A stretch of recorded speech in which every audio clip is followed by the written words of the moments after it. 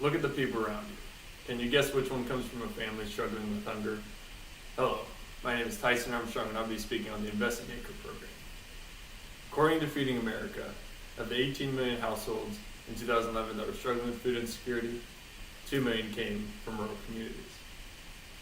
In 2013, my FFA group and I were given the opportunity to volunteer at a Feeding America event while at National FFA Convention. There we sorted, packaged, and prepared meals for homeless shelters. We will discuss how Feeding America fits in later. Even though I come from a farming family, I've heard very little about the Invest in Acre program. So I looked at multiple sources to find information on the program, Feeding America, and the corporations that fund it. Being a farmer in a rural area myself, this issue hits close to home. Through this, I found the best way to fight hunger in these communities is to have farmers donate portions of their crops and businesses to match those donations.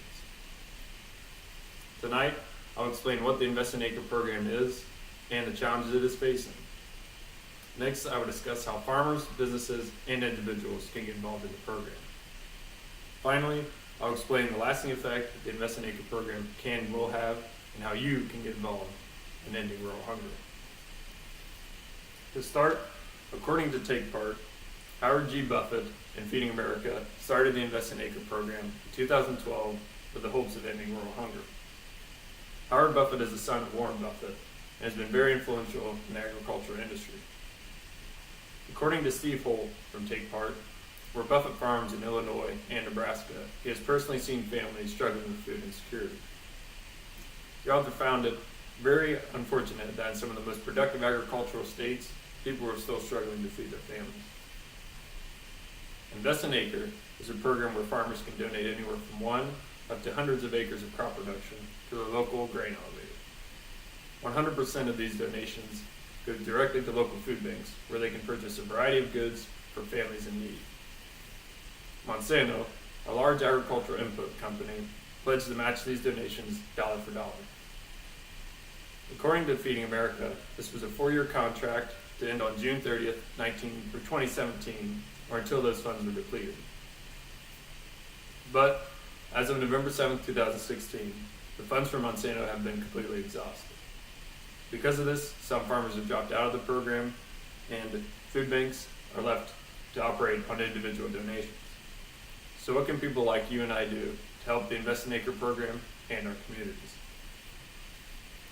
Now that we discussed the history of the program and the challenges it is facing, I now want to talk about how farmers, businesses, and individuals can get involved.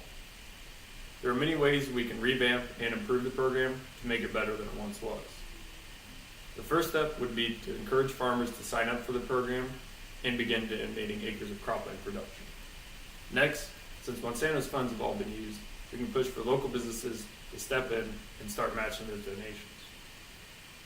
According to Invest in Acre, Farm Credit has begun taking over Monsanto's place in Nebraska, Iowa, South Dakota, and Wyoming. However, Farm Credit will only match up to $500 from each farmer's individual donations. Since Farm Credit is only covering a small area, local businesses should step in and become part of the solution. Individuals living in these rural communities should take time and volunteer at their local food bank. This allows non-farmers and non-business owners the opportunity to have a direct effect on their local community. We can all help by spreading the word on rural food insecurity, local food banks, and how the Invest in Acre program can help. Now that we've discussed how you can get involved, I want to talk about the lasting effect the Invest in Acre initiative can have. Imagine a world where rural families are not worried about when and where their next meal will come. One day they may not have to worry because their meals will be covered by farmers and local businesses involved in the Invest in Acre program. Because the program is in the private sector, government funds used for things like food stamps can be invested elsewhere. Although it's not where it once was, the Invest in Acre program is a reachable and necessary goal. In conclusion, from the past, we can see that the Invest in Acre program has been very beneficial to rural communities.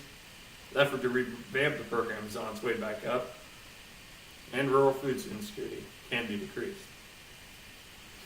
Only by increasing funds from corporations, local businesses, and farmers donating acres can we hope to increase the production of food to feed these struggling families. If you're a farmer, I ask you to contribute acres to the program. If not, I ask you to donate your time to a local food bank. I will provide each of you a pamphlet detailing how you can personally get involved. According to Invest an Acre, Max Taden is a fifth-generation Kansas farmer that has been involved in the program since its beginning. Because of his actions, local resident Diana was able to feed her family after temporarily losing her job from an injury. This had such an impact on her that once she got better, she began donating her time at her local food bank.